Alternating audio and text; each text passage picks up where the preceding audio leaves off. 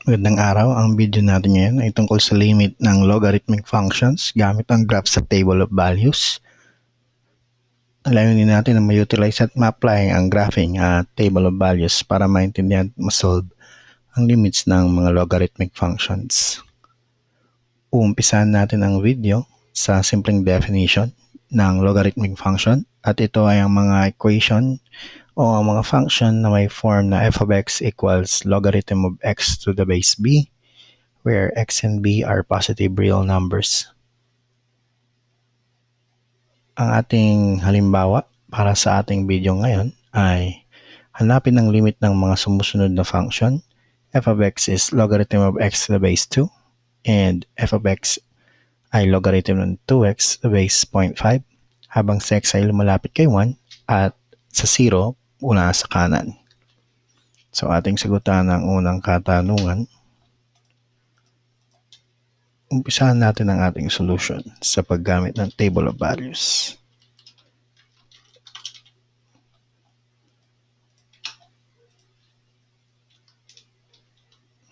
Logarithm of x to the base 2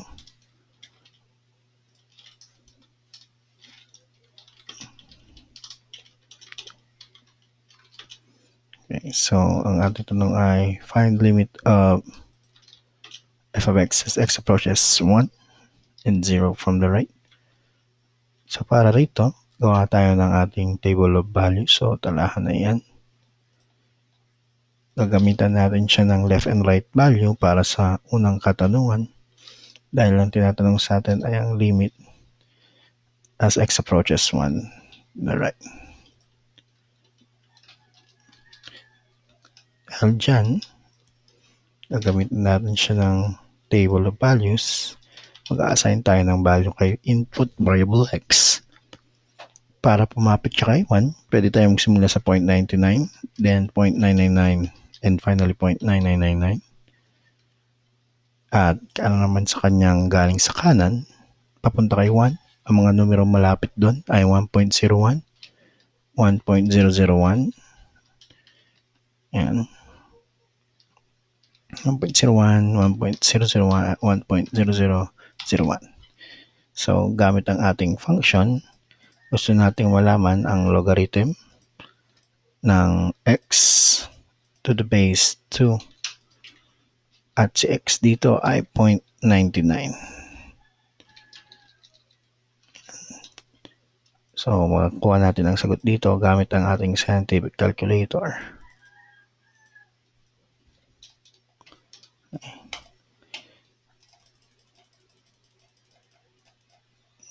Set na lang natin ang equation.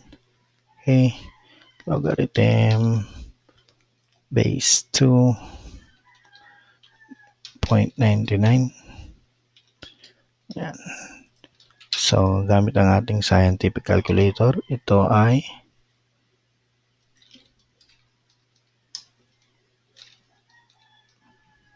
okay.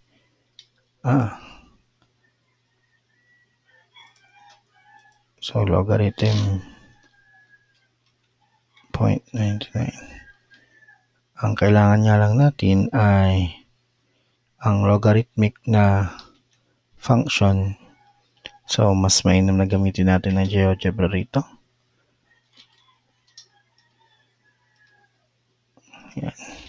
Base 2. Pero sa ibang mga scientific calculator, ito ay madaling mai-resolve. So, logarithm ng 0.99 to the base 2. Yun ay negative 0.01. Negative 0.01. Okay.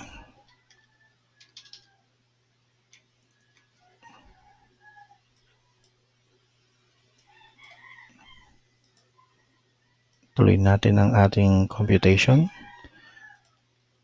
Kapag dinagdagan natin ang ating value, gawin natin logarithm 0.999, siya ay magiging negative 0.001.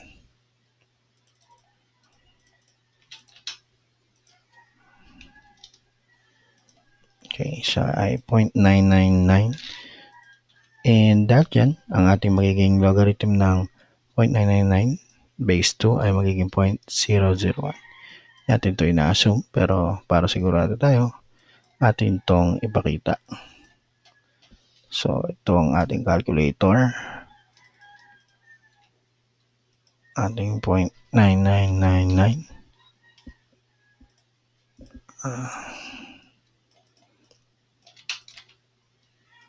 Sa pang 9, yan, 0.0001. Hindi natin kailangang kopyahin o kunin ang lahat, pero pinapakita lamang ito na habang lumarami ang numero, ay lumalapit ang value sa 0. O negative 0 or 0. Gayahin natin ito gamit ang 1.01 as input variable ng ating logarithm. So magkakaroon tayo dito ng 1.01 ang logarithm value nito. Ating suriin. Okay.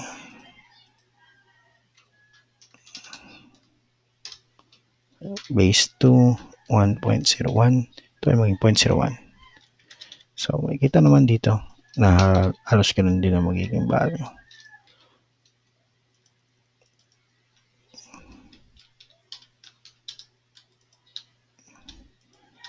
So f of x goes to 0 as x approaches 1. Ang ating function ay bumubulusok sa 0 habang si x ay pumupunta kay 1. Gamitin naman natin ang value na as x approaches 0 mula sa kanan. So, ano ang limit ng f of x?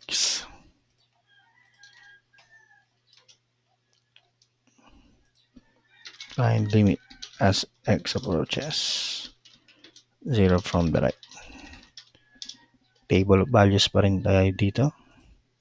So, lagyan natin siya ng talahan na yan. Pero pagkakataong ito, hindi natin kailangan kunin ng kaliwa at kanang bahagi dahil kanang bahagi lang ang tinatanong sa atin. So, ang mga numero sa kanang bahagi ng 0, yun ay 0.01, 0.001, 0.001. At malapit siya sa 0, galing sa kanan. So, ang ating function, 0.01, wala tayo nun. Ating i-substitute sa ating equation, 0.01, and so on. Okay.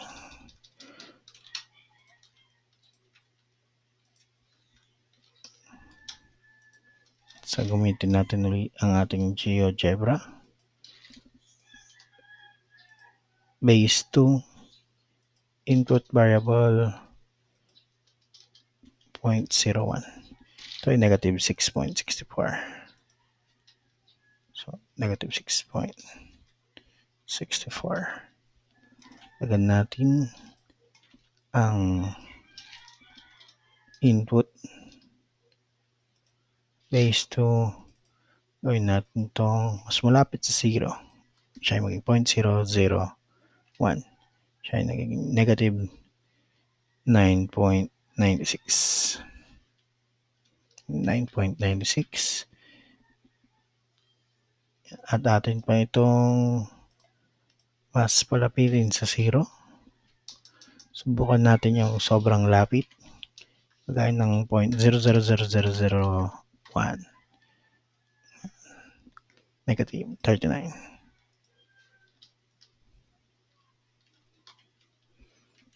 Papansin naman dun sa ating halimbawa, gaya din ng pinapakita sa ating GeoGebra, habang si x ay lumalapit kay 0,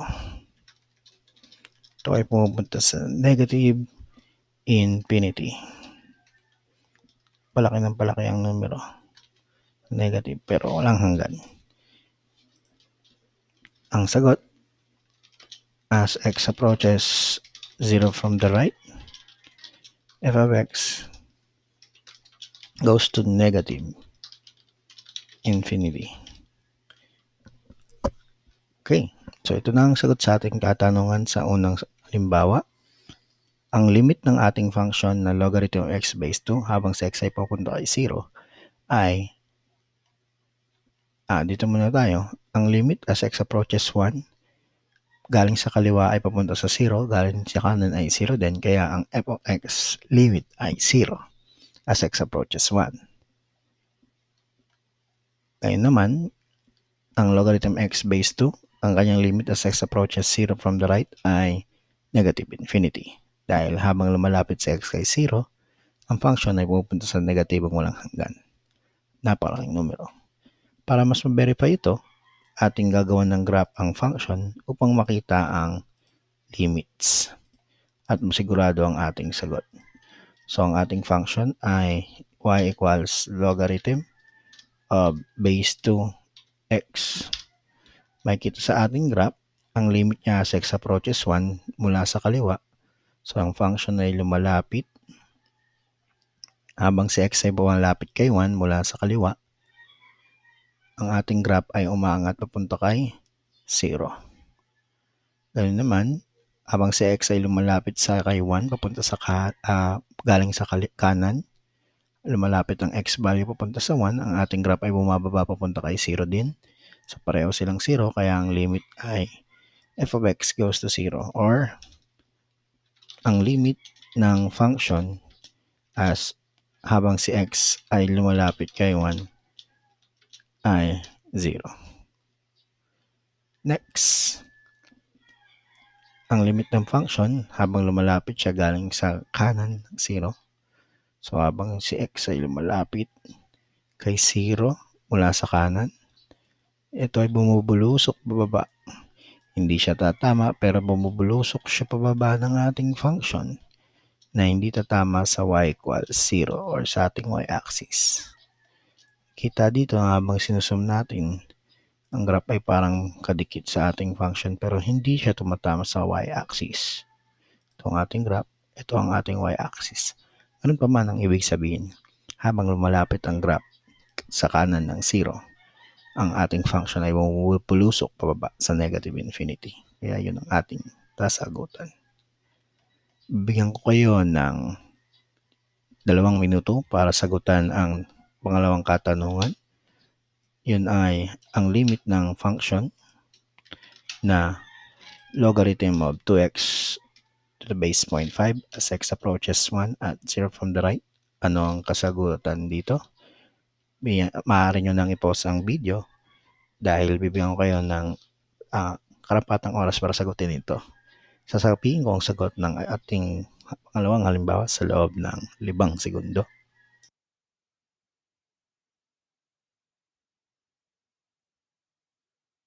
Okay. So ngayon, dapat ay nasagutan nyo na ang pangalawang halimbawa ito. At ito na ang kasagutan dito. Atin pong gagamitan ng graph o kukunin ang graph ng function para mabilis na masagutan ng katanungan ito. Ang y ay logarithm ng base 0.5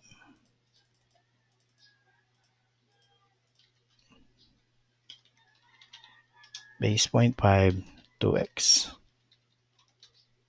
Ito ang graph as x approaches 1 mula sa kanan habang lumalapit kay x papunta kay negative 1, galing sa galing sa kaliwa papunta kay negative 1 pababa, galing sa kanan papunta rin kay negative 1 pataas.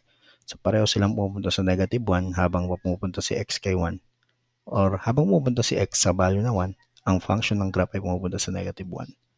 So sagot, the limit of logarithm of 2x to the base 0.5 as x approaches 1 is negative 1. The limit logarithm of base 0.5 as x approaches 0 from the right is, so wala naman sa kanan or galing sa kanan papunta sa 0, ang graph natin ay bumubulusok pataas sa positibong infinity. Bumubulusok siya ng walang hanggan sa taas pero hindi yan tatama sa ating y-axis. Ang sagot ay positive infinity. Sana po ay nakuha nyo itong 2 sagot sa ating pangalawang halimbawa. Kung meron kayong question o suggestion, mag-email lang sa tagalogmathclub@gmail.com. Maraming salamat sa inyong panonood.